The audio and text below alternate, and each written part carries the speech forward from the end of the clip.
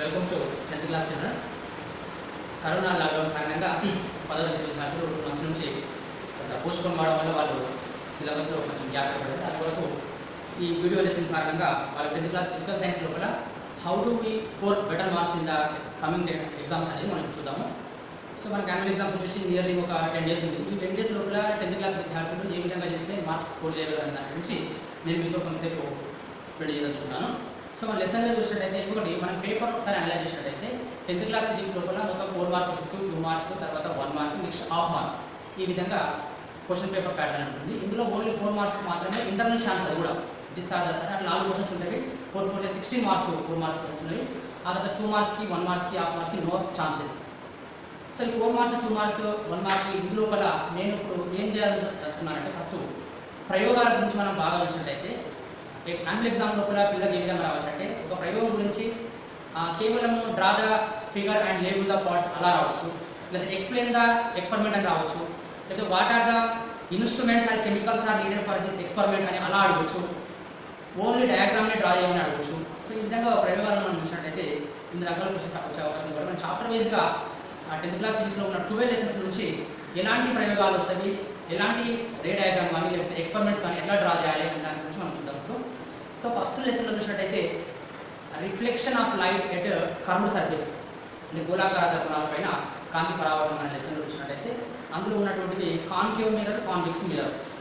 So అందులోకి వెళ్ళి ఈ ఎక్స్పెరిమెంట్స్ లేదా డయాగ్రామ్ సంబంధించి ఎలాంటి క్వశ్చన్ వచ్చే అవకాశం ఉందంటే by using concave mirror how do we get images by placing the object at different positions. అంటే ఇట్లా concave in front of the concave mirror, suppose if you take concave mirror, దీనిపైన nearly 4-5 questions వచ్చే అవకాశం ఉంది.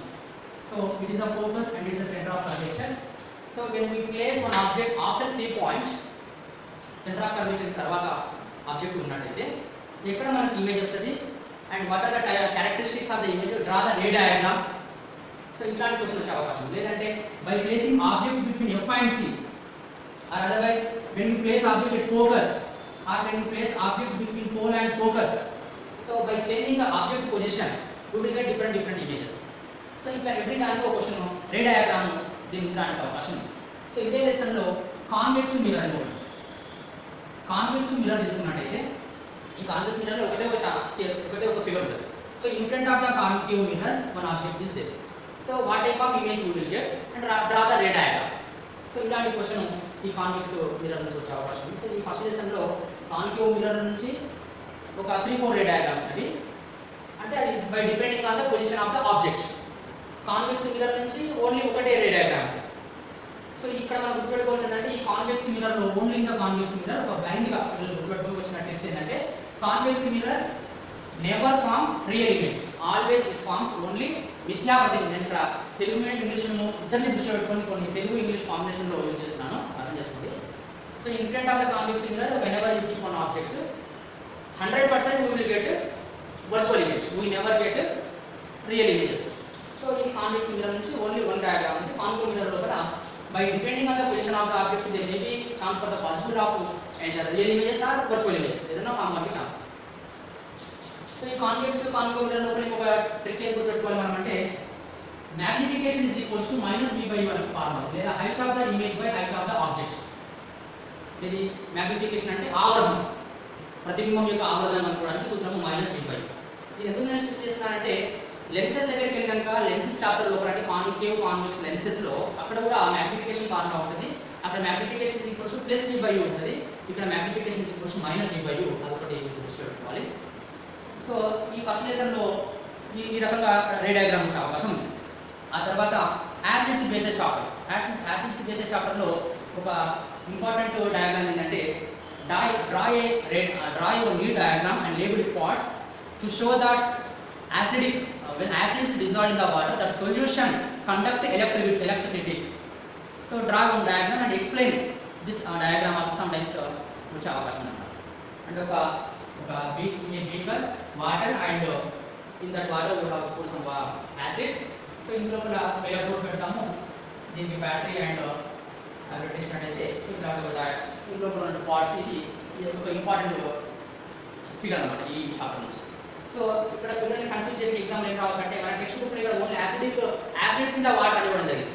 వాడు చిన్న change ఏంటి ఏం చేయొచ్చు అంటే ఎగ్జామ్ లోపల bases in the water, when bases are add in the water that liquid, ఆ లిక్విడ్ అనేది విద్యుత్ వాహకతను చూపిస్తుంది అనే దానికి మీరు డయాగ్రామ్ చూపించి ఎక్స్ప్లెయిన్ చేయండి లేదా భాగాలు గుర్తించడం కూడా రావచ్చు. సో సేమ్ ఫిగర్ కానీ ఇక్కడ బీకర్ లోపల నీటి లోపల ఆమ్లం బదులు మనం ఇక్కడ ఏం తీసుకోవాలి, నీటి లోపల క్షారాన్ని తీసుకోవాలి. ఇది ఒకటి. ఇదే చాప్టర్ ఇంకొక ఫిగర్ ఏమి ఛాన్స్ ఉందంటే యాసిడ్స్ మెటల్ తోటి రియాక్ట్ అయినప్పుడు హైడ్రోజన్ వాయువులు ఎవాల్వ్ అవుతాయి. So this experiment draw one experiment or what are the chemicals are needed for this activity or draw the diagram and label the parts. ఇలా అన్న రావచ్చు question. So acids and metals when we join hydrogen gas is evolve అలా రావచ్చు. లేదంటే not only acid base కూడా తీసుకోవచ్చు.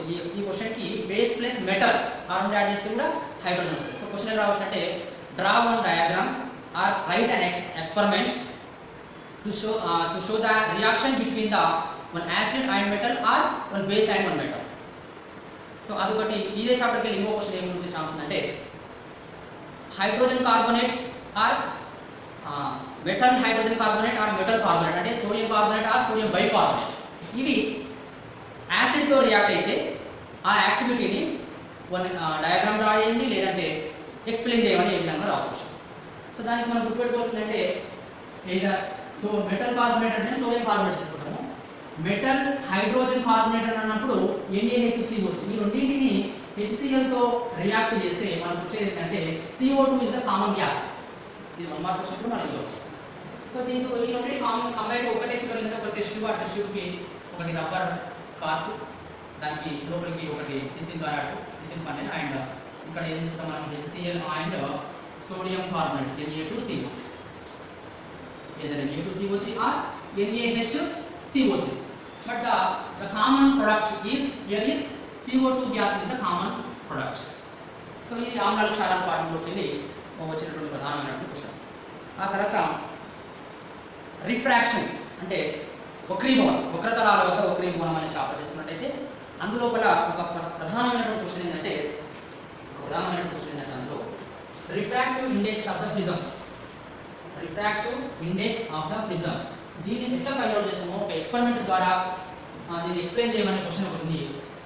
So ఇందులో కూడా refractive index of the prism n is equals to sin of a plus b by 2 whole by sin a by 2. So ఇది ఒకటి important question. ఈ విధంగా ప్రిజం రిఫ్రాక్టివ్ ఇండెక్స్ ను కనుక్కునే ప్రయోగాన్ని వివరించమని ఎగ్జామ్ రావచ్చు.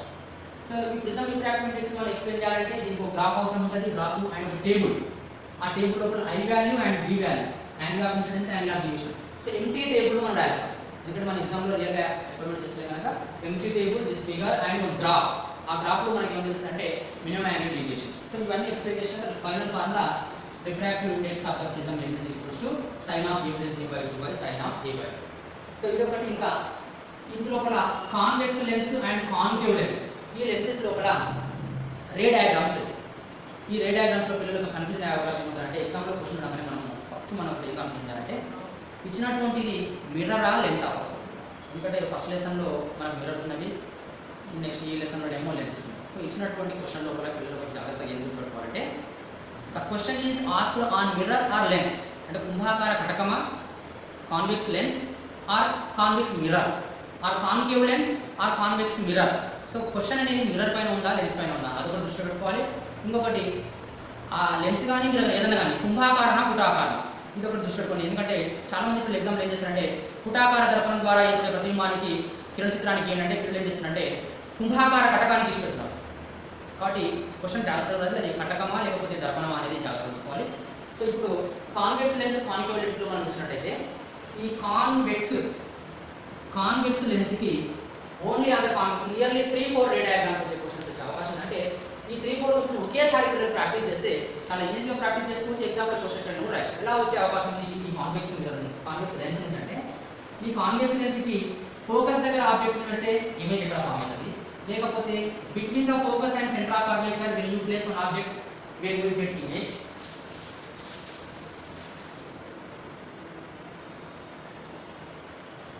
in front of the convex lens.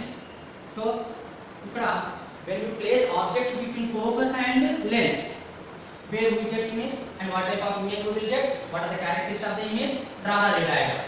ఇలా ఒక question రావచ్చు. లేదా when we place object at focus, where we get image and what are the characteristics of the image, draw the ray diagram. ఇలా రావచ్చు. లేదా between the focus and center of curvature, when we place one object, center of curvature కి focus కి middle లో మన object పెడితే ఎక్కడ image రావడానికి ఛాన్స్ ఉంది, దానికి రే డయాగ్రామ్ డ్రా చేయమని ఎగ్జామ్ రావచ్చు. లేదా at center of curvature, when you place one object, what type of image you will get and what are the characteristics of the image, draw the ray diagram.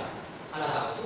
లేదా after center of curvature, when you place one object, so what are the characteristics of the image and draw the ray diagram. So చూడండి, ఒక convex lens పెట్టి మనం ఒక principal axis పెట్టి by changing the position of the object we are getting different images. So for every case కి ఒక రే diagram ఉంటుంది, దానికి ఒక క్వశ్చన్ లాగా వాళ్ళు తయారు చేసి ఎగ్జామ్. తర్వాత concave lens. In the concave lens, only one ray diagram is there, only one possible question is there, that is in front of the concave mirror one object is placed in front of the concave mirror and draw the ray diagram for the formation of the image and what are the characteristics of the image. So ఇలా ఈ concave lens కి only ఒక question ఉంటుంది. So ఇక్కడ గుర్తుపెట్టుకోవాల్సింది ఏంటంటే concave lens లోపల ఇలా గుర్తుపెట్టుకునే లైన్ ఒక ఇంపార్టెంట్ ఇస్తున్నాను. Concave lens 100% always forms only virtual images, it never form real image. So దీన్ని మనం మిర్రర్ తో లింక్ చేసినట్లయితే మిర్రర్ లోపల convex mirror and concave lens, approximately they have equal properties, and convex lens and concave mirror, these two also producing same types of images. So ఆ విధంగా పెట్టుకోవచ్చు. ఇక్కడ ఇంకొకటి ఏంటంటే magnification of the image by using either convex or concave lens. What will be magnification is equals to v by u or height of the image by height of the object. ఇక్కడ mirror లోపల magnification is equals to minus v by u, height of the image by height of the difference what here, ఇక్కడ magnification కి plus వస్తుంది, plus v by u. ఇక్కడ lenses mirror లో magnification is equals to minus v by u. తర్వాత so సందర్భం బట్టి ఒకటి చిన్న ట్రిక్ ఏంటంటే ఎగ్జామ్ లో ఇలాంటి క్వశ్చన్స్ వచ్చే అవకాశం ఉంది. Magnification of an image is equals to -2. Magnification of an object is equals to -2. ఇది క్వశ్చన్ లో ఇవ్వబడింది.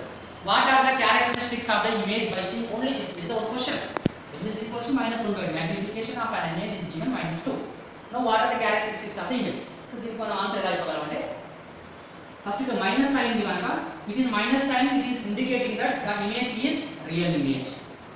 Suppose if it is placed, the image is virtual image. Here minus is that the image is real image number. Now you hide this minus sign, the remaining number here is 1, 2. This 2 is greater than 1, so magnification value is more than 1. That's why the image size is enlarged 2 times. We magnified, that's why 2 times the image size enlarged than the object size. So ila mana example question answer right. Minus sign is there, that's why the image is real image. The number is 2, it is more than 1, that's why the image size is more than the object size. So ఇలాంటి question వచ్చే అవకాశం ఇందులో కూడా ఉంది. తర్వాత atomic structure, పరమాణు నిర్మాణం అనే చాప్టర్ తీసుకున్నట్టయితే పరమాణు నిర్మాణం లోపల ఉన్నటువంటి ఒక చిన్న 2-3 ఫిగర్స్ ఏమున్నాయంటే ఎలక్ట్రోమాగ్నెటిక్ అంటే విద్యుదయస్కాంతం, ఎలక్ట్రోమాగ్నెటిక్ వేవ్స్ ఫిగర్, లేదంటే ఎలక్ట్రోమాగ్నెటిక్ స్పెక్ట్రమ్. పిల్లలు కనిపించుకోవాలి ఎగ్జామ్ లోపల క్వశ్చన్ ఎలా రావచ్చు అంటే draw A figure of electromagnetic waves అంటే ఉత్తరమైన ఫిగర్ రాయాలి. డ్రా ద ఎలక్ట్రోమాగ్నెటిక్ స్పెక్ట్రమ్, విద్యుదయస్కాంత వర్ణపటం అంటే ఇది విద్యుదయస్కాంత తరంగం. సో దీనికి డిఫరెన్స్ లేదు, విద్యుదయస్కాంత తరంగాలు ఎలక్ట్రోమాగ్నెటిక్ వేవ్స్ అన్నప్పుడు దానికి మనం 2 ట్రాన్స్వర్స్ వేవ్స్ ను కాంబినేషన్ లో డ్రా చేయాలి.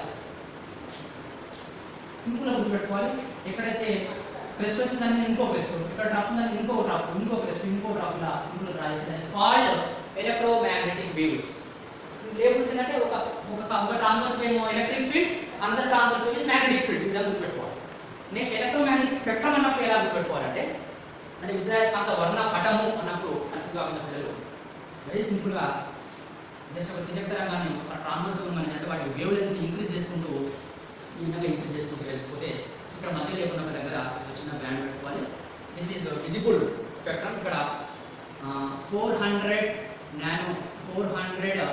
Nanometre to 700 nanometre. 400 నానోమీటర్ కన్నా తక్కువ ఇక్కడ అంటే 1 నానోమీటర్ లేక లేకపోతే 10⁻⁻9 నానోమీటర్ ఇలా డిక్రీజ్ అవుతుంది. అక్కడనేమో ఆఫ్టర్ 700 నానోమీటర్ 1 మిల్లీమీటర్ లేకపోతే 1 మీటర్ ఇలా వేవ్లెంత్ ఇంక్రీజ్ అవుతుంది. సో ఇక్కడ మళ్ళీ ఈ 400 to 700 నానోమీటర్ దీన్ని మనం విజిబుల్ లైట్ అంటాము. ఈ విజిబుల్ లైట్ విజిబుల్ లైట్ అంటే విబ్జిఆర్, దీనికి మళ్ళీ కొంచెం ఎన్లార్జ్ చేసి ఈ విధంగా, సో ఇదంతా విబ్జిఆర్ లో ఉన్న 7 కలర్స్.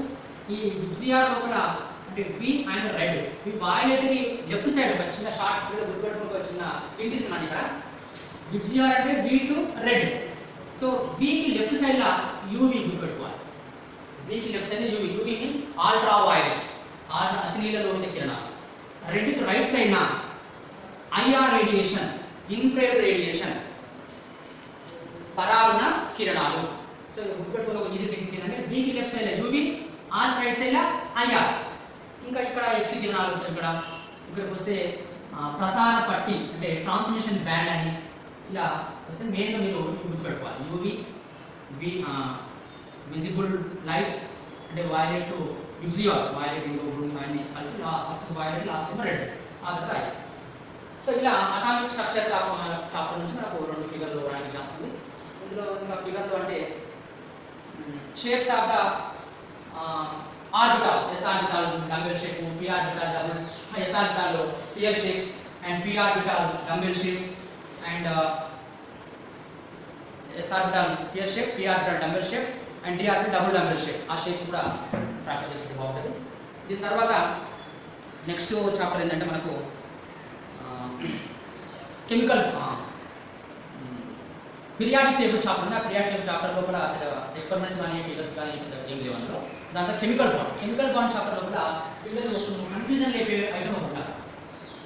కెమికల్ బాండ్ చాప్టర్లో కన్ఫ్యూజ్ కానికే ఒక ఛాన్స్ ఉంది. ఏంటంటే explain the formation of N2 molecule by using valence electron theory, valency electron theory ఇలా రావచ్చు క్వశ్చన్. లేదా explain the formation of N2 molecule by using valence band theory, valency band theory అన్నప్పుడు answer మారుతుంది.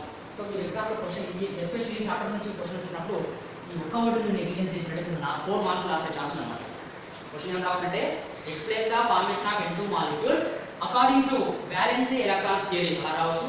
Explain the formation of N2 molecule according to valence band theory ఇలా రావచ్చు. Not only for N2 molecule, O2 molecule కూడా. అంటే మనకి 4 questions కావాలి, 4 questions.